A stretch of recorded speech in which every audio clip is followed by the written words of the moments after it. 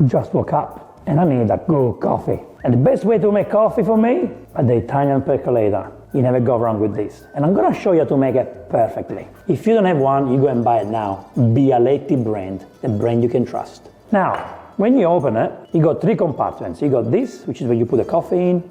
Here is where you put the water, right? So there is a valve here. You don't want to go over the valve. You want the water to sit below the valve. You don't want to go over the valve. There is one inside here. If you check inside, something to keep in mind. Never, and I say never, wash the percolator with soap.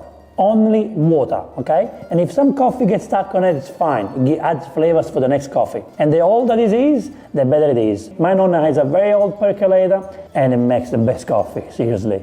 Okay, now I'm gonna put water. And see, just sit underneath, just underneath. So we're gonna sit on it and perfect. We don't have any water coming through. So we have enough space for the water to bubble and then delicately make love with the coffee. Now, with the coffee, I see lots of people adding coffee, only half of it, just to make it lighter. That doesn't make it lighter, okay? You don't do that. You always need to fill this one up to that level. Otherwise, you're not gonna get a good coffee, okay? If you want a lighter coffee, just use a different, I don't know, brand or make it decaf. But to make a coffee in the percolator, you need to fill this up, okay? Gently press, not too hard.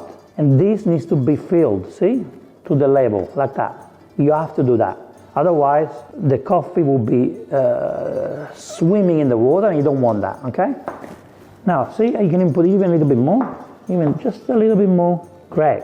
So now the coffee is pressed. Now we can put this on, close it, make it tight, and cook it on a low heat.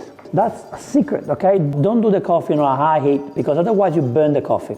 Low, take your time. In the meantime, go and wash your face, do whatever you do in the morning, okay? But let the coffee get out slowly from here, okay? Slowly, be gentle. You can use a gas cooktop, you can use fire, you can use electric or induction. If you want to cook it on induction, you might need to buy the Bialetti accessory for induction, which is what I have over here, okay? Now, when I put the coffee on, I like to have the percolator open so I can see when the coffee comes out and smell the beautiful aromas.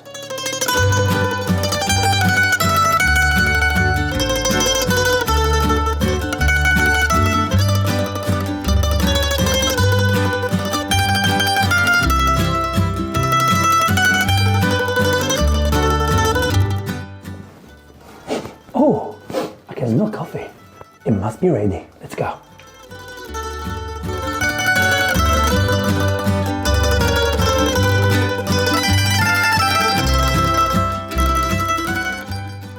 Can you see how beautiful and creamy the coffee is coming out?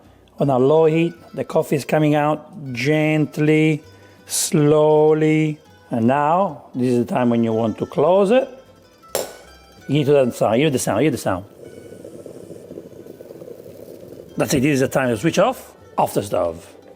Okay, now one more thing before we serve. Look at that, open it, and this is what we do. My nonna makes an incredible coffee, and she always says, you wanna do this, you want to quickly do this because the best part of the coffee sits at the bottom. So quickly stir, and now you serve.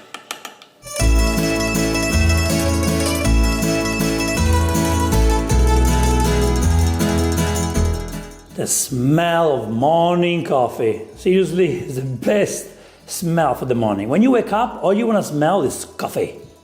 Now it's time to drink it. Oh. Ooh, the beautiful aromas. Some of the best coffees I've ever had in my life were in Naples. And you know what? Every time I have coffee, it takes me back to Naples. All you need now is a nice cookie, amaretto, maybe a sfogliatella, and you start the day. Or a nice croissant.